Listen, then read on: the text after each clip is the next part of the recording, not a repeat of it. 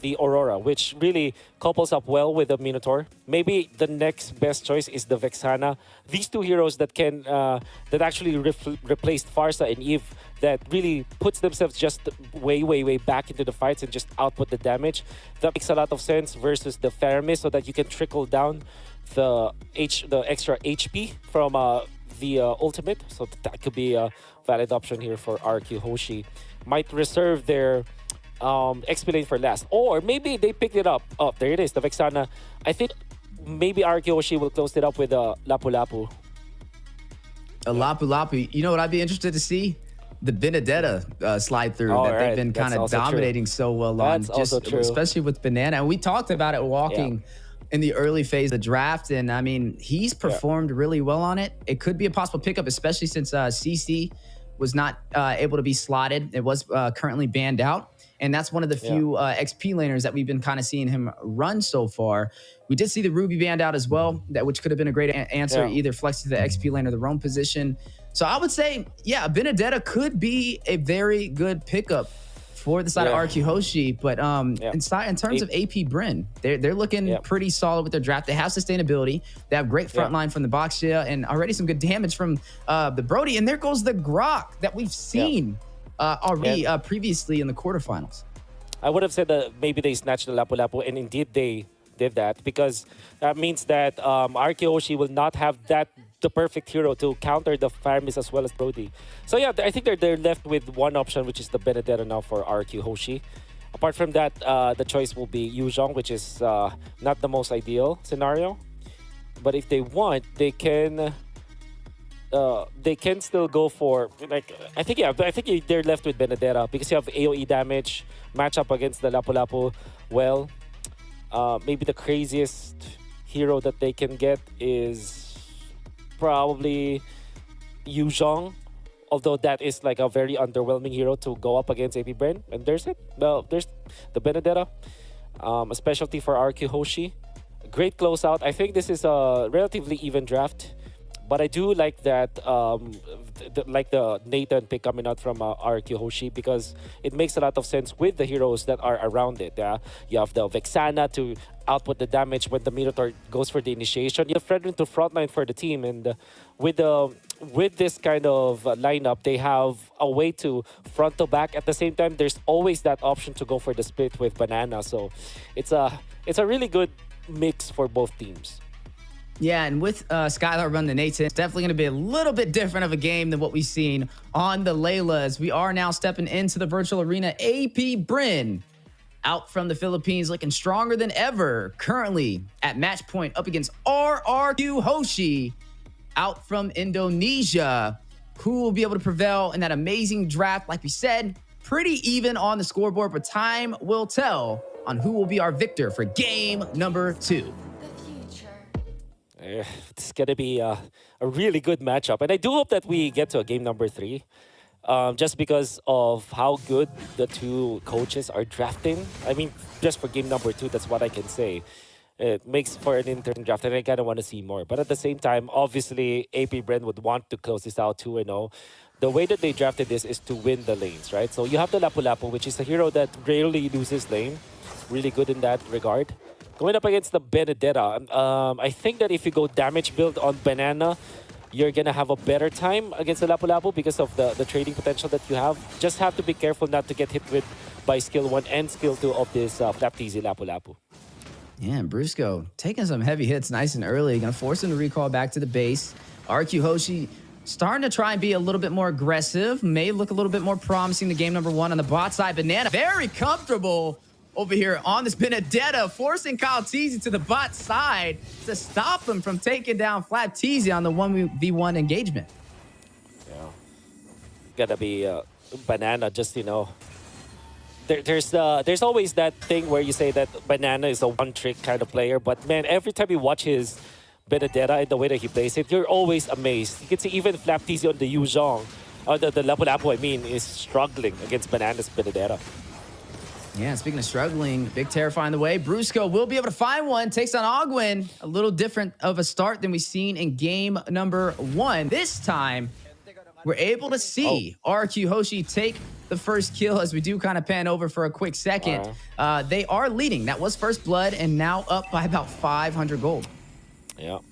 Good movements. Taking advantage of the Fredrin Minotaur wall that they can have, moving wall that they have with the Vexana from behind. It's like a war strategy from RRQ Hoshi where they're slowly sieging AP Bren with these big boys in front line, and AP Bren couldn't do anything about it. Even in this turtle take, you can see that it's difficult for them, and Octa is just outputting so much damage from behind. He's free to do it.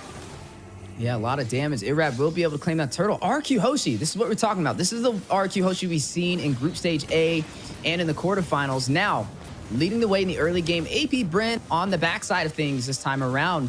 Now, I would say Banana definitely opening up a lot of opportunity. Running on the Benedetta, a comfort pick, a staple pick inside of his hands. It definitely makes the difference in the early phase of the game, and it's something that RRQ Hoshi is leaning on. Now, for AP Bren, I mean, they're still looking pretty promising. We like the Brody pickup, right? It's really good up against the up and close and personal heroes. Even the Benedetta, if she decides to rush in, it could be a possible problem. But so far, RRQ Hoshi, with the slight lead, looks like they've been able to find their tempo since game 1. Oh, yeah. And even Skylar is leading when it comes to the EXP going up against Super Marco, if I'm seeing this correctly. But there was a time where Skylar was level 5 and Super Marco was level 4. Super Marco had to go back to base, and this is looking really well for RRQ Hoshi. All of the lanes are going in their favor, and all of the core heroes from RRQ Hoshi are getting the farm over their designated matchup. So that's definitely a good sign. 3 minutes, 38 seconds to get the Feather of Heaven. Great timing for Skylar.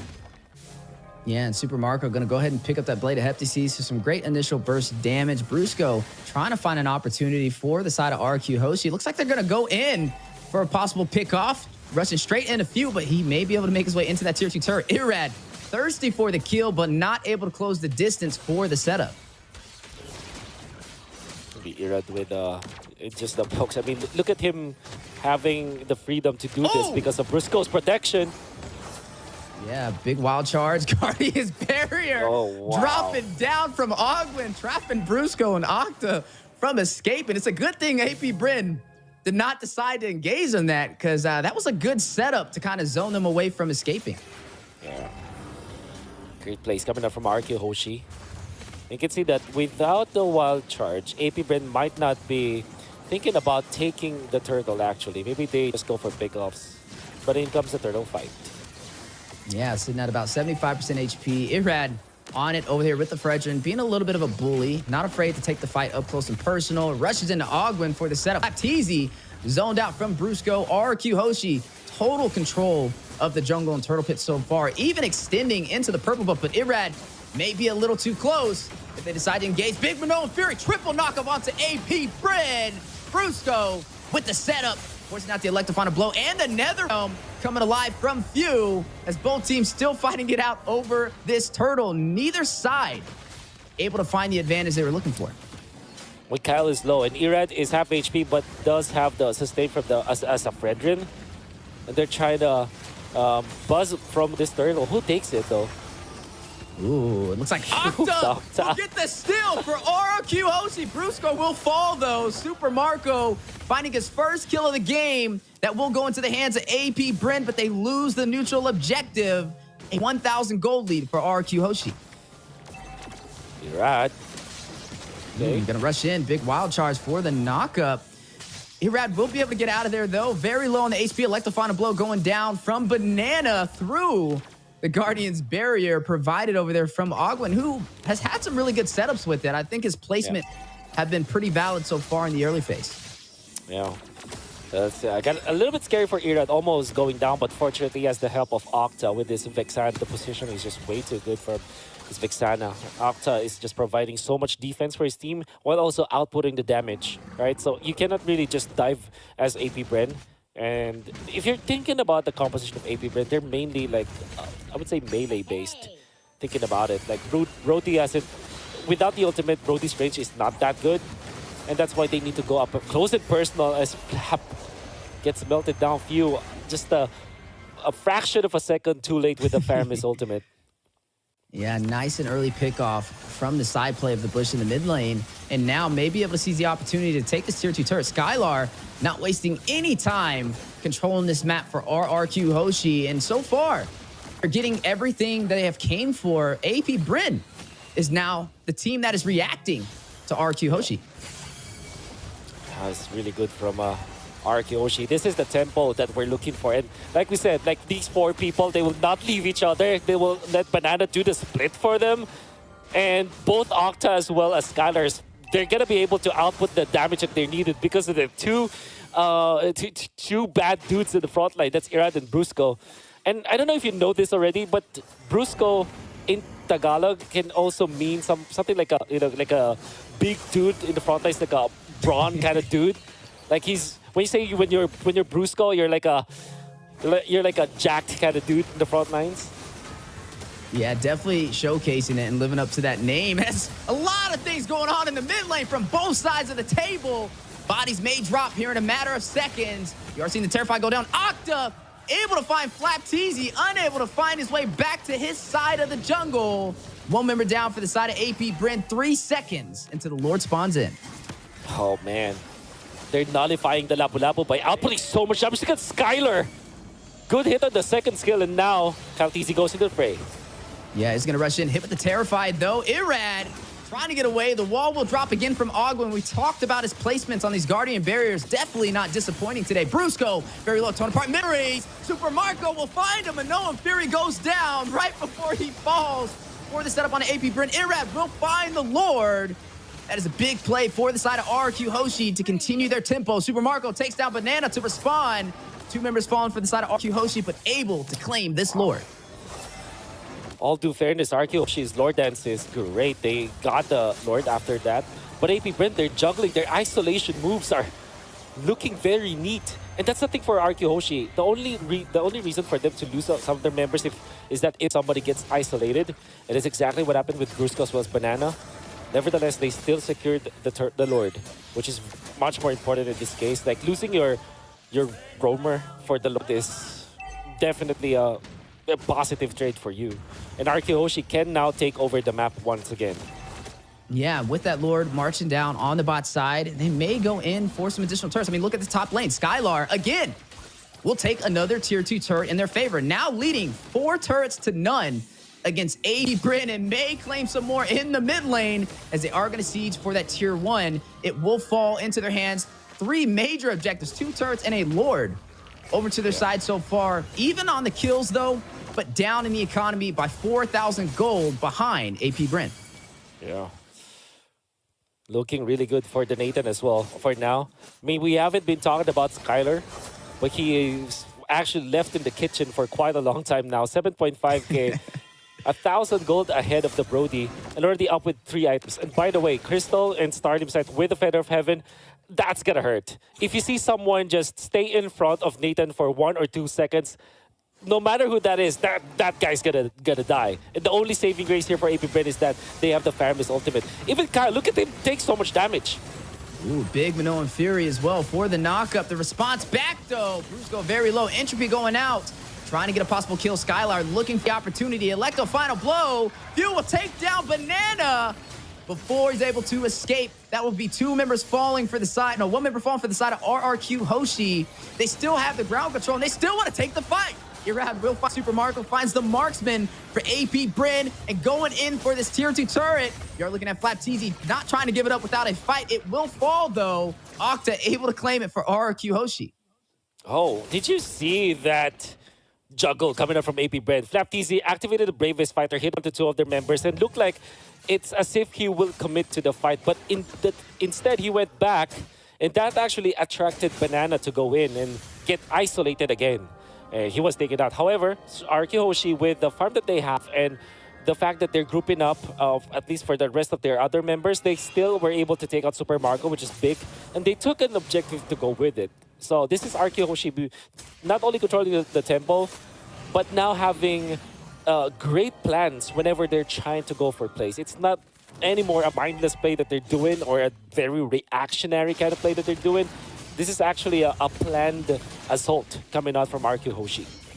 And now, passing that 11-minute mark, you're looking at RRQ Hoshi having full control of this game so far. Hasn't lost a single turret in this game. And now, looking to take the next objective on the board. The contesto from AP Bren.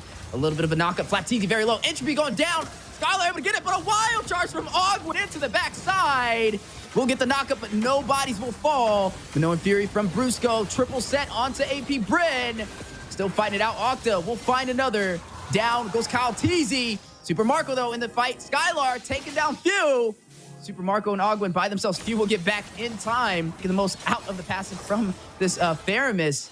Now you're looking at RRQ Hoshi trying to seize the opportunity to crack open the base from AP Bren.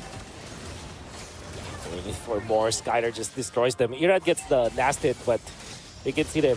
Skylar, though. Yeah, very low. Can't get around that wall. Gets a kill, though. Irad will find Super Marco. 4 members falling.